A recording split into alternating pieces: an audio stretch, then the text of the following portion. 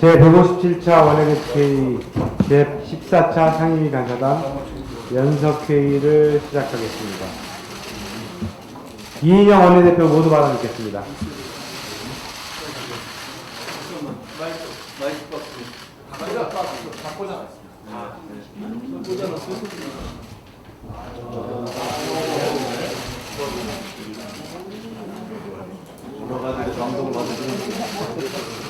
시작하겠습니다.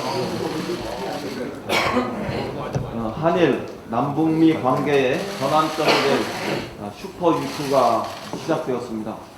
오늘 스티븐 비건 미 국무부 대북 특별대표의 방한을 계기로 북미 실무 협상 재개에 대한 기대감이 커지고 있습니다.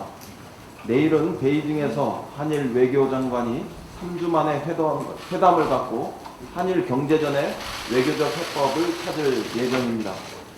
토요일인 24일에는 한일 군사정보보호협정, 이른바 지소미아의 연장 여부가 결정됩니다. 다음 주 일본의 화이트리스트 배제 조치 시행일인 8월 28일 전까지는 한일 관계가 개선될 수 있기를 희망합니다. 정부는 8월 슈퍼 위크의 기간 동안 한일 관계 개선과 북미 협상 재개를 위해서 신중하고 균형 있게 대응해 주시기를 바랍니다. 민주당은 동북아 평화와 번영을 위해서 최선을 다하는 정부의 노력을 지지합니다. 문재인 대통령은 광복절 경축사를 통해서 일본의 명분 없는 수출 규제를 엄중하게 비판하면서도 대화와 협상의 손을 먼저 내밀었습니다. 일본 내에서도 아베 정부의 일방적인 태도를 비판하고 과거사에 대한 반성을 촉구하는 등의 균형적 시각이 늘고 있습니다. 당연하고 다행스러운 일이라고 생각합니다. 내일 한일 외교회담에서 일본이 수출 규제 문제 개선과 외교, 안보적 협력을 위한 전향적 태도를 보이길 바랍니다. 아울러 스티븐 비건 특별대표가 우리나라에 머무는 사흘간 한반도 긴장 완화와 비핵화 협상 재개를 위한 우리 정부의 역할도 기대합니다. 국격은 민감한 외교 안보 현안을 어떻게 다루는가에 따라 결정되고 또 달라집니다. 한반도 평화 정책에 여야가 따로 있을 수 없습니다. 그런데도 이처럼 중요한 시기에 무책임하게 안보 불안을 확대 조장하는 자유한국당의 장외 정치 시도는 매우 유감스러운 일입니다. 자유한국당은 안보 수호를 강조해온 보수 야당이자 제1야당입니다. 한반도의 긴장을 고도시키는 핵무장론 등 위험천만한 안보 포퓰리즘을 하루속히 버리고 초당적 평화 안보 협력에 나서길 촉구합니다. 자유한국당이 인사청문회를 정쟁의 장으로 완전히 타락시켰습니다. 조국 법무부 장관 후보자 인사청문회는 후보자의 사법개혁에 대한 의지와 법무부 수장으로서의 비전을 검증하는 자리이지 가족 청문회 신상털기회가 아닙니다. 그러나 자유한국당은 추측을 소설로 만들고 그 소설을 확증으로 부풀리면서 후보자의 가족에 대한 신상털기에 열을 올리고 있습니다. 청문회는 합법적인 인권 침해의 장이 아니라는 점을 분명하게 경고합니다.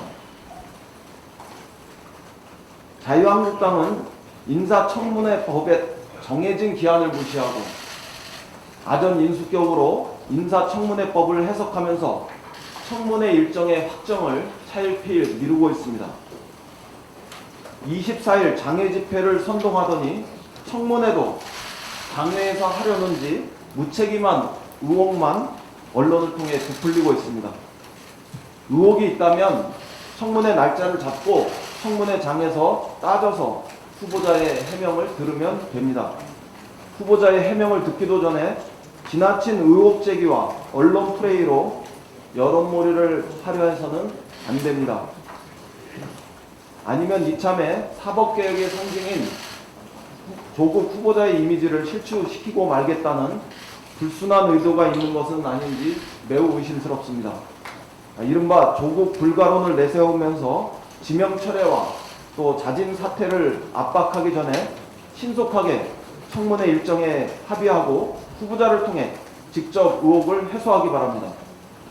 조국 후보자는 국회 인사청문회를 내일이라도 열어주면 즉각 출석해서 하나하나 모든 의혹에 대해서 해명하겠다, 이렇게 당당히 이야기하고 있습니다. 청문회가 정쟁의 장으로 변질되는 것을 막기 위해서 4대 불가론을 분명하게 말씀드립니다. 첫째, 가짜뉴스 청문회는 불가합니다. 근거 없는 낭설로 여론을 호도하지 말길 바랍니다. 둘째, 공안몰이 청문회도 불가합니다. 철진한 색깔론으로 이념 공세하지 말길 바랍니다. 셋째, 가족 신상털기 청문회도 불가합니다. 검증 대상이 아닌 가족들까지 들춰내는 지독한 인권 침해를 즉각 중단하시길 바랍니다. 넷째, 정쟁 청문회도 더 이상 안 됩니다. 공직자에 대한 검증의 기회를 정략적으로 이용하지 말길 바랍니다. 특히 청문회 일정을 법대로 준수하기를 강력하게 촉구합니다. 인사청문 제도를 도입한 의의가 더 이상 변질되지 않도록, 청문회가 궤도 이탈하지 않도록 여야 청문위원 모두가 협조해 주실 것을 간곡하게 요청드립니다. 이상입니다. 조정식 정치위 의장에 모두 발언합니다.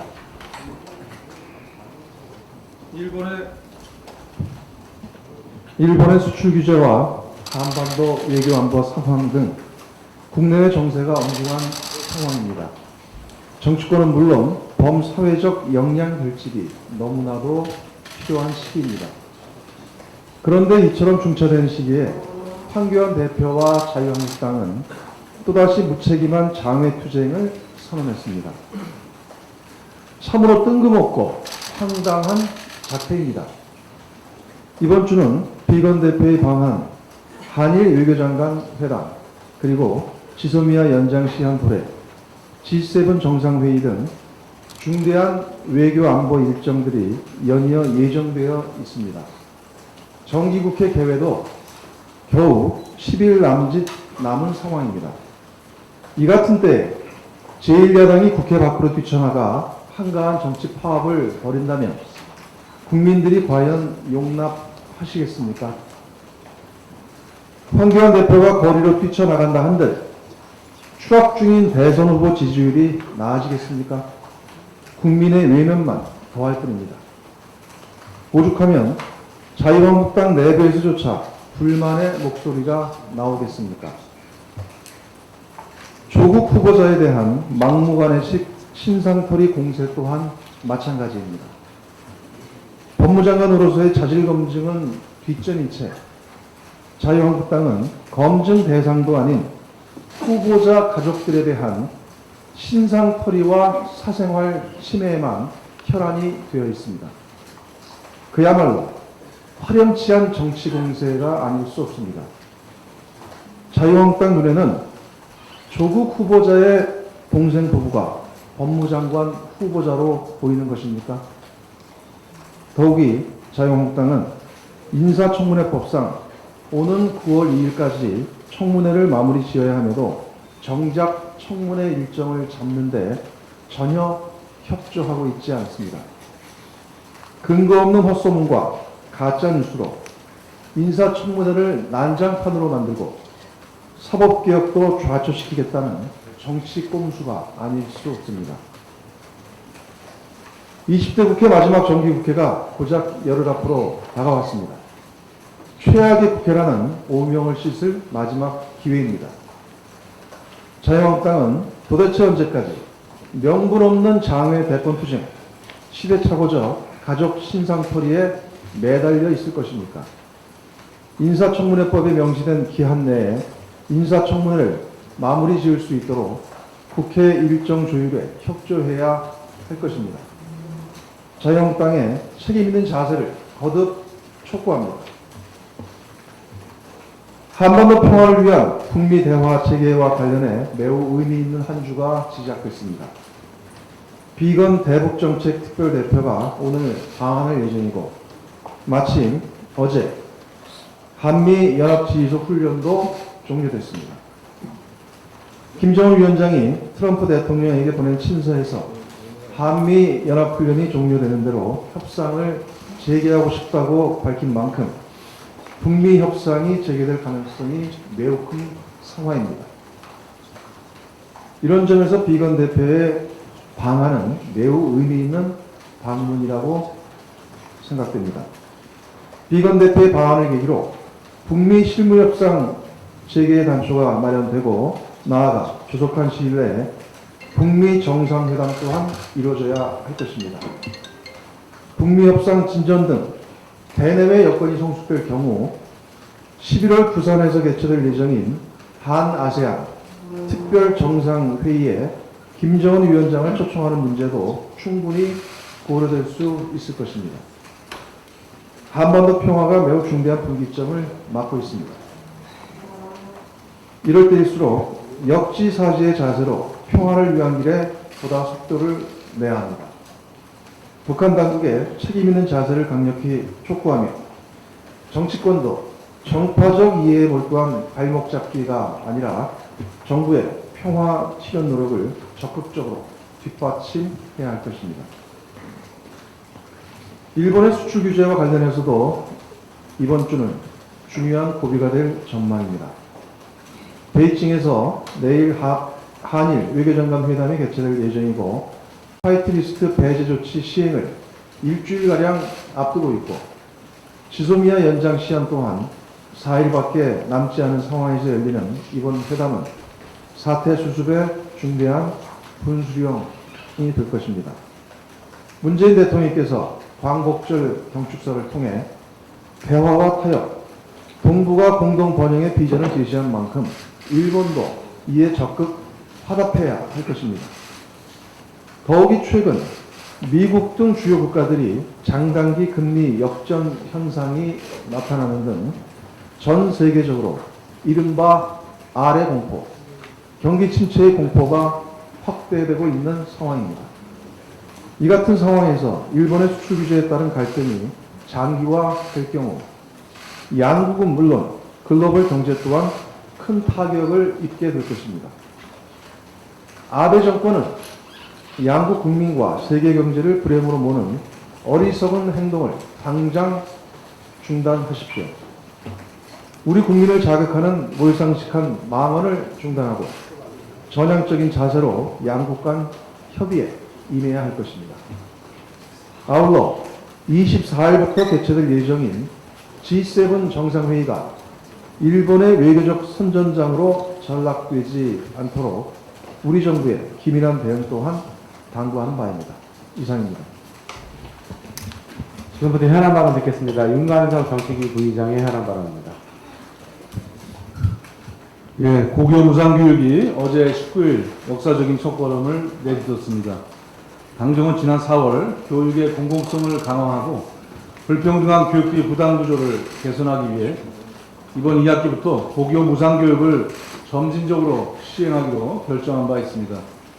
이에 따라 올해 2학기부터 고3 학생 44만 명을 시작으로 오는 2021년까지 전체 고교생 126만 명에게 무상교육 혜택이 확대될 예정입니다. 이를 통해 학생 1인당 연간 최대 160만 원의 교육비 부담이 줄어들고 가계 가처소득 역시 월 13만 원가량 증가할 것으로 기대됩니다. 그동안 고교 학비 지원의 사각지대였던 40대, 50대 자영업자와 소상공인, 영세 중소기업 등 서민 가구들에게 주로 혜택이 돌아갈 것으로 예측됩니다. 고교 무상교육의 본격적인 시행과 함께 지속가능한 추진을 뒷받침하기 위한 노력 또한 적극 병행해야 합니다. 특히 향후 안정적인 재원을 마련을 하기 위해서 초중등교육법, 지방교육재정교부금법 등 개정이 반드시 이번 정기국회 내에 이루어져야 합니다.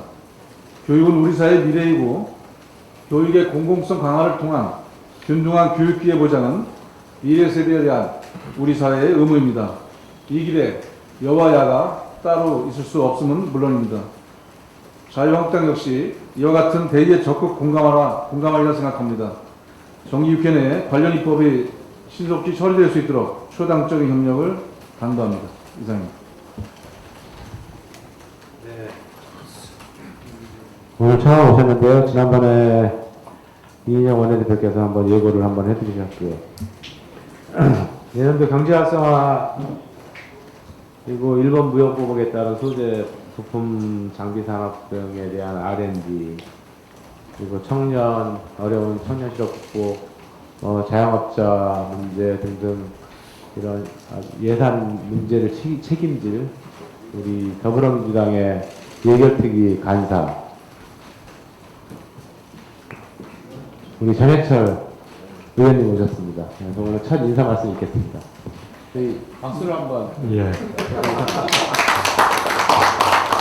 정책 조정위원회 하면서 박수 칠 일은 별로 없던데, 예. 고맙습니다. 우리 원내 수석께서 말씀하신 대로 여러 가지 현안도 많고 또 어려운 상황입니다. 예결위 역할 막중하다고 생각합니다. 일단 내년 예산의 기조에 대해서는 그동안 많이 밝혀졌습니다만은 전체적 규모는 금년간에 기재부에서 발표하리라고 생각합니다. 일본의 무역 보복 조치에 신속하게 대응하고 미중 무역 분쟁 등 불확실성에 대한 확장 재정이 필요한 시점이고 국회 논의 과정에서도 이러한 기조가 확정될 수 있도록 노력을 하겠습니다. 물론 재정 건전성이 과도하게 훼손되지 않도록 세심한 심사 역시 필요하다고 생각합니다. 무엇보다도 꼭 필요한 투자는 과감히 하고 이런 예산이 반영될 수 있도록 노력하겠습니다. 이번 예산을 보면 문재인 정부의 세 번째 예산입니다. 1, 2년 차는 포용국가의 기반을 만드는 복지 분야의 예산이 비중 있게 다루어졌다면 3년 차인 내년에는 성장 동력 발굴을 위한 혁신성장 투자에 과감히 투자하고 이러한 경기 활력 회복이 국민들에게 체감될 수 있도록 해야 한다고 생각합니다. 이러한 내년의 예산의 의미와 필요성에 대해서는 국민들에게 적극적으로 알리고 야당하고도 원만하고 실질적인 협의를 해나가도록 하겠습니다. 이상입니다. 네. 우리 김영호 부대표 마지막 발언하기 전에 윤우덕 의원님께서 이번에 추경 예산을 처리하시면서 가슴에 아마 돌멩이가 가슴이 전부 새까맣게 썩을 정도로 고생을 많이 하셨는데 이 인사 한번 해주시죠. 전대미문의 사건입니다. 이렇게 이임사를 할 수 있게 해주시는 거는 좀 특별한 배려인 것 같아요. 이게 여소야대의 다당제에서 여당의 간사, 여기 계신 분들이 다 간사죠. 특히 예결위 간사는 참 힘든 그런 자리입니다.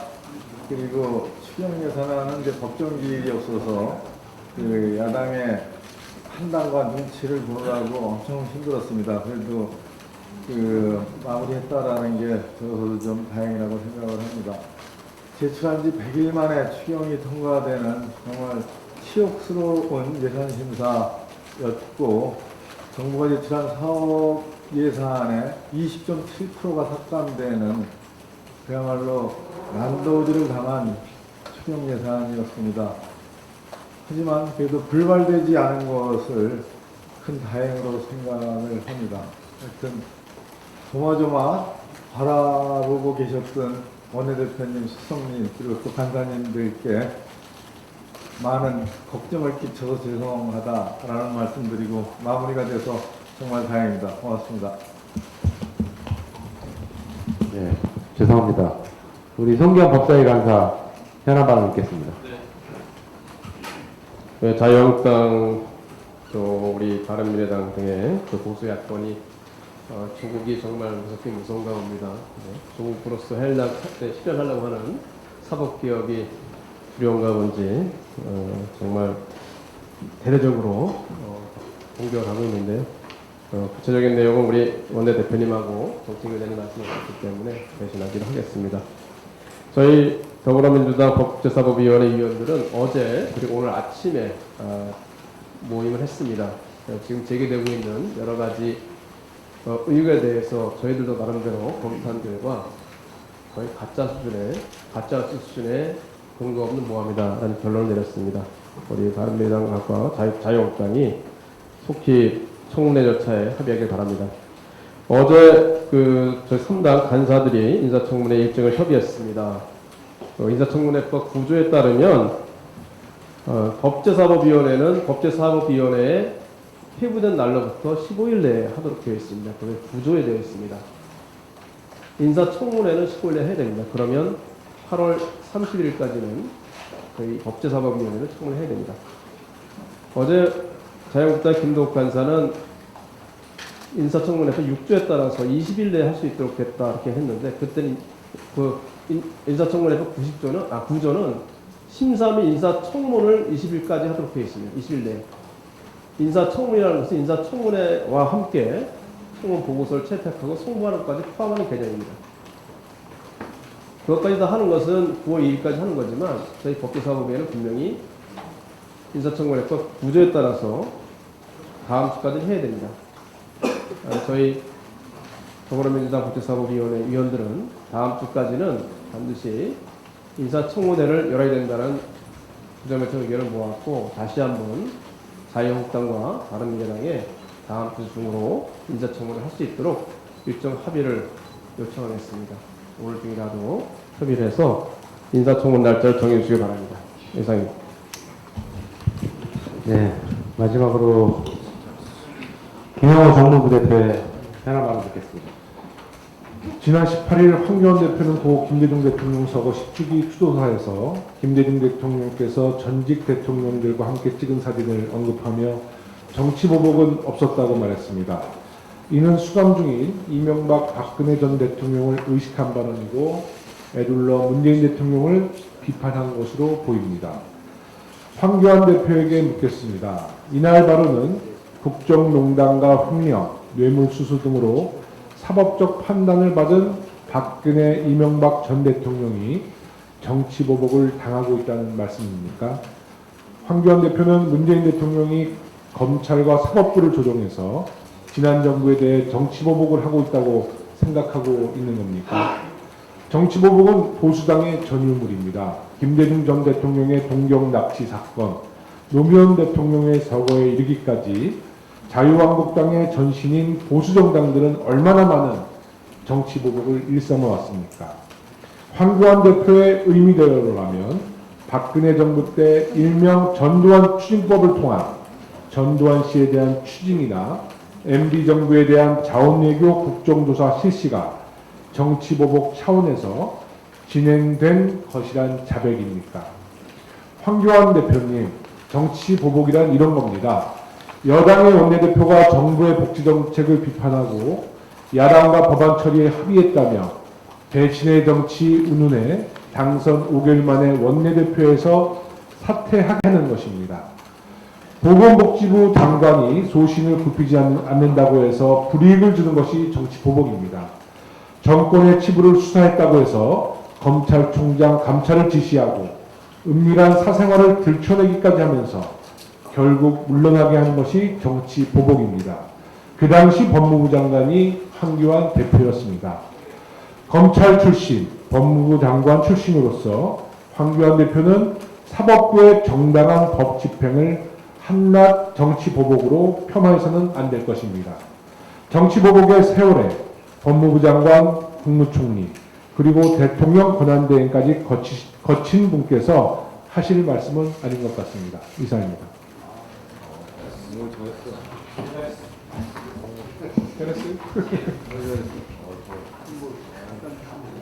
네, 박수를 생각하도록 하겠습니다. 이상으로 공개 회의를 마치고 회의를 비공개로 전환하겠습니다. 언론인들 여러분께서는 협조해 주시면 감사드리겠습니다.